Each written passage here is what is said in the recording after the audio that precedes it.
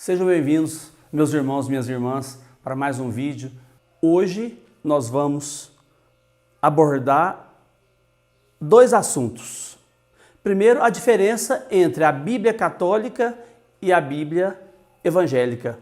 Segundo, as traduções da Bíblia, como aconteceram as primeiras traduções e quais as traduções, as melhores traduções para estudo hoje. Na verdade, a Bíblia, a edição católica e a edição evangélica são diferentes no Antigo Testamento. No Novo Testamento é praticamente o mesmo número de livros, mas no Antigo Testamento tem uma diferença. Por que dessa diferença? Por que a Bíblia católica tem 46 livros no Antigo Testamento e a Bíblia evangélica 39? E no total são 73, no total da Bíblia, são 73 livros na edição católica e 66 na edição evangélica. Por quê? Aconteceu o seguinte: antes de Jesus, só tinha o Antigo Testamento, que é o que nós chamamos de Bíblia hebraica. Só que os judeus que não moravam em Israel e, portanto, não sabiam mais o hebraico, eles tinham dificuldade de ler a Bíblia. E a língua universal daquela época era o grego. Assim como aqui atualmente o inglês é a língua universal, naquela época o grego era a língua universal. Os judeus que saíam de Israel, a chamada diáspora, e morar em outro país, é o que nós chamamos de diáspora. Diáspora é quando um grupo de pessoas sai do seu país e vai morar em outro país. Então os judeus da diáspora não sabiam o hebraico. Aí tiveram que traduzir o Antigo Testamento, a Bíblia hebraica, para o grego, do hebraico para o grego. Aí surgiu a primeira tradução da Bíblia fora de Israel. É exatamente a Septuaginta. A Septuaginta é uma edição que saiu no século III a.C., os 300 anos antes de Jesus, mais ou menos, os 250 anos antes de Jesus, saiu essa tradução grega do Antigo Testamento.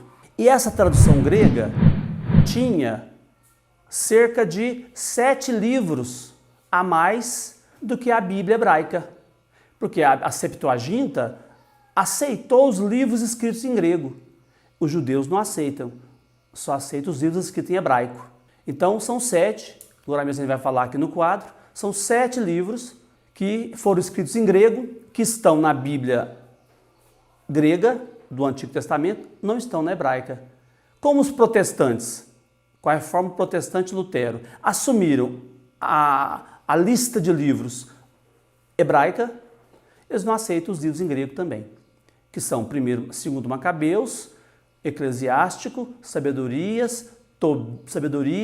Tobias, Judite, Baruque, os 2 últimos capítulos de Daniel e alguns trechos entremeados no livro de Esther. Esses são os livros deuterocanônicos. Por que deuterocanônicos? Livros canônicos são os livros oficiais da primeira lista da Bíblia. Deuterocanônicos quer dizer uma segunda lista. Deutero é segunda, cânon é lista. Então, deuterocanônico são livros da segunda lista, que é justamente os livros em grego que não tem na Bíblia evangélica, só na Bíblia católica. Então, a Septuaginta foi essa primeira tradução da Bíblia hebraica para o grego, cerca de 250 anos antes de Cristo.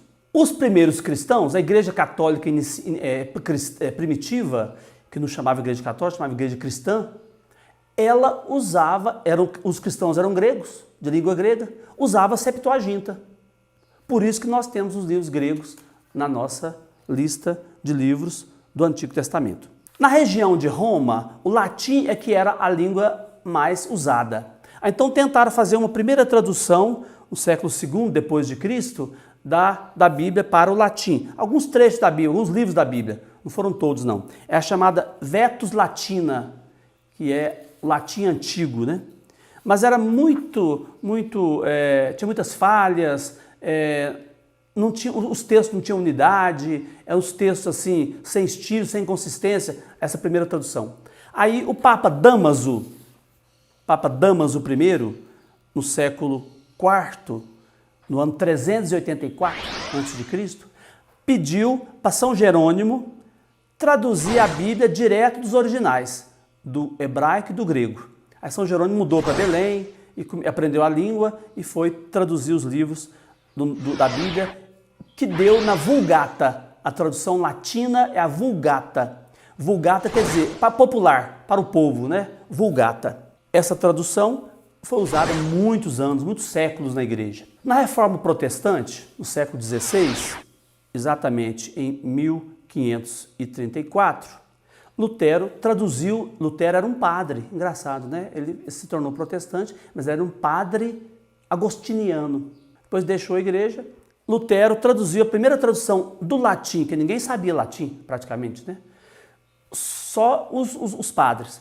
Aí Lutero traduziu a Bíblia do latim para o alemão, em 1534. Em português, de Portugal, a primeira tradução foi ele era católico, se tornou presbiteriano, era um pastor presbiteriano chamado João Ferreira de Almeida. Aí ele traduziu a Bíblia para o português de Portugal. Agora, para o Brasil, nós custamos a ter uma tradução no português do Brasil, né? Os evangelhos todos usam, até hoje, praticamente todos os evangelhos usam a Bíblia João Ferreira de Almeida, atualizada, revista e tal. Mas no Brasil, a primeira Bíblia que em português brasileiro foi 1959, a Bíblia da Ave Maria, por isso que é a mais usada, né? A Bíblia Ave Maria da Congregação dos Padres Claretianos, a primeira tradução para o português do Brasil. Hoje, as traduções católicas mais interessantes, hoje, praticamente quase todas dos originais hebraicos e gregos, são a Bíblia de Jerusalém, a Bíblia do Peregrino, a Bíblia da Ave Maria, tem a Ave Maria comum e a Ave Maria para estudos, a edição da CNBB, a Bíblia da edição da CNBB, que é a Bíblia usada na liturgia, as leituras são tiradas da Bíblia da CNBB, nas liturgias da missa. Essas são as traduções da Bíblia.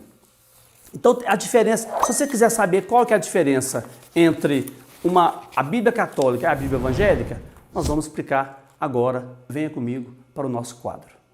Nós, então, no nosso quadro, temos um resumo do que nós falamos hoje em relação aos livros deuterocanônicos, em relação à diferença da Bíblia católica com a Bíblia evangélica.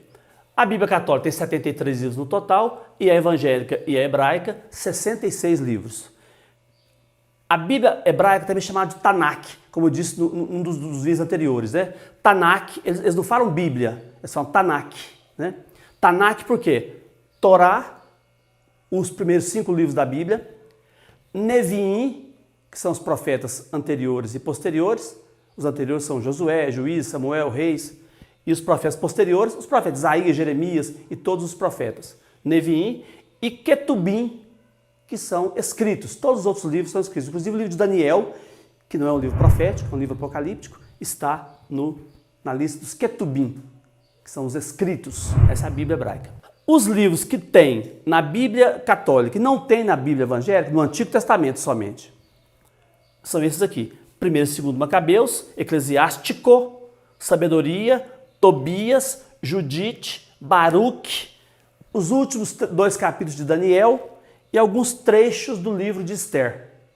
Então, se você quiser saber se a Bíblia é católica ou evangélica, você pode olhar aqui, ó.